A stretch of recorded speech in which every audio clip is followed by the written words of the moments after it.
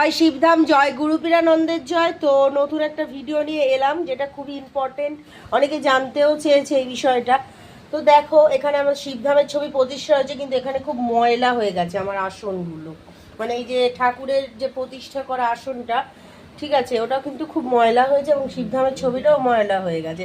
তো শিবধামের ছবি এগুলো কিন্তু তোমরা পরিষ্কার করতে পারো, ঠিক আছে। তো আজকে যেহেতু সোমবার দিন, তো আমি ওই জন্য আজকে পরিষ্কার করে নিচ্ছি। তো আমার মনে হয় সোমবার দেখে বা শুক্রবার দেখে, বিশেষ করে সোমবার দেখে ধামের ছবি পরিষ্কার করাটা খুব ভালো, ঠিক আছে। যখন দেখবে ময়লা হয়ে যাচ্ছে, তোমরা আতর বা গোলাপ জল দিয়েও কিন্তু পরিষ্কার করে নিতে পারো। আমার কাছে এই যে একটা গোলাপ জলের বোতল ছিল, ওর মধ্যে স্প্রে পরিষ্কার করে নিচ্ছি। এখন আমি দিয়েছি, মুছবো এবার ছবিটাকে।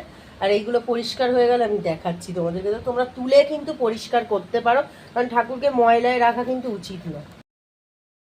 এই যে পরিষ্কার করে একদম দেখো, আমাদের মানে নিচের থাকের সিংহাসনটাই দিয়েছি।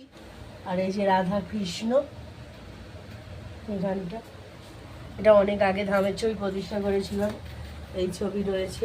এই শিবলিঙ্গটা পুজো করলাম, সরস্বতী। আর এই যে মা কালীকে এখন আমি এই যে একদম সিংহাসনের ওপরে তুলে দিয়েছি, কারণ এখানটা ভালো করে দেখা যাচ্ছিল না। তো মাকে আমি এইভাবে রেখেছি। এদিকে শিবধামের যে আমাদের মহাদেব রয়েছে, আর সেই গুরুদেবের বইটা, আর এই মহাদেব, এই সমস্ত ঠাকুর এইভাবে পরিষ্কার করে নিয়েছি। দেখো সিংহাসনটা কিন্তু পরিষ্কার হয়ে গেছে, মাকেও সাজিয়ে দিয়েছি, সব ঠাকুর পরিষ্কার করেছি। এইভাবে তোমরা কিন্তু পরিষ্কার করে নিতে পারবে। জয় শিবধাম।